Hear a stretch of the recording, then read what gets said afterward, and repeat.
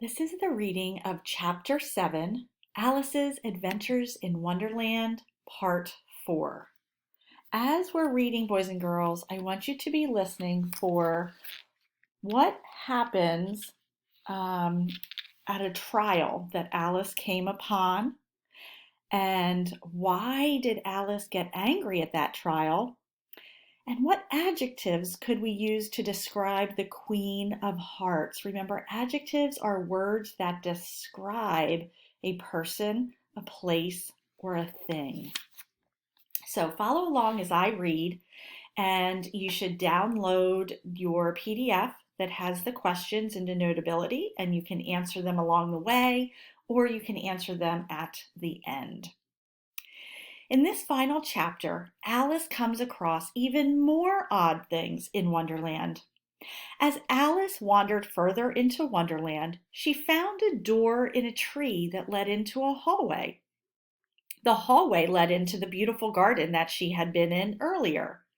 Remarkably, upon entering the garden, she met a huge number of people, including royal courtiers and royal children, as well as the King and Queen of Hearts.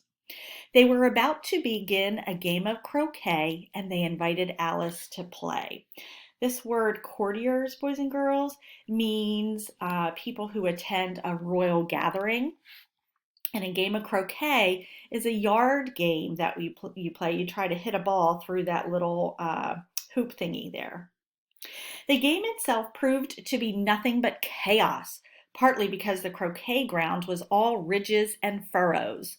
The croquet balls were live hedgehogs and mallets were flamingos. Alice found that her biggest problem was managing her flamingo and stopping the balls, or hedgehogs, from walking away.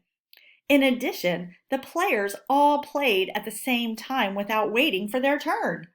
The Queen, for her part, began stamping about and shouting, "Off with his head," or "Off with her head." So, boys and girls, what is unusual about this game of croquet? If you said that the balls were live hedgehogs and the mallets they were using to hit those balls were flamingos, that is very odd indeed.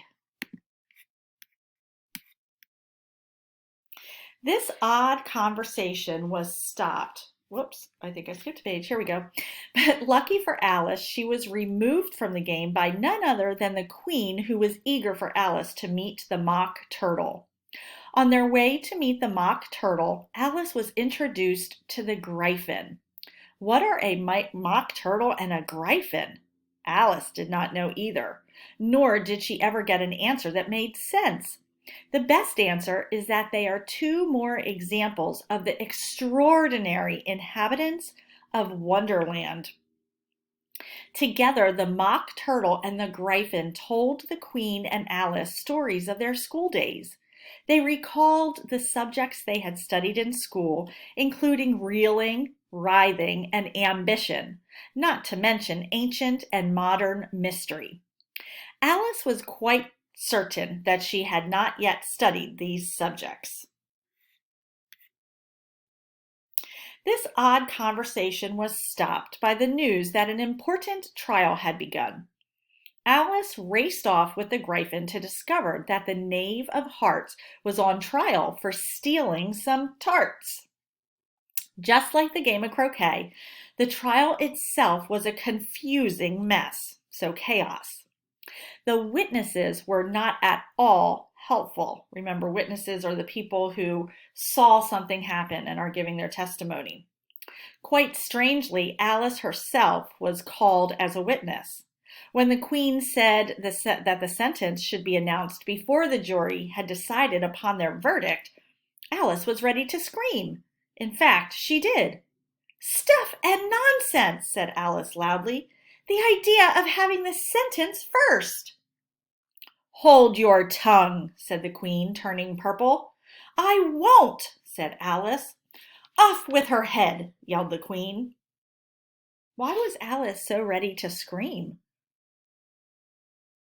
If you said it was because the trial was utter chaos and they were doing the sentencing before The jury even had time to deliberate and come up with their verdict. You are correct. Again, lucky for Alice, just at that moment, she woke up on the riverbank beside her sister.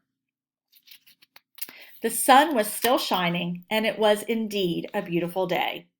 Alice eagerly told her sister all about her dream and her adventures in Wonderland.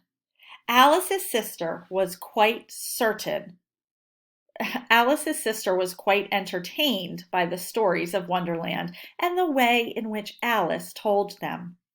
Alice's eyes twinkled and shone as she told her sister about the caterpillar, the Cheshire cat, the Mad Hatter, the March Hare, the King and Queen of Hearts, not to mention the White Rabbit.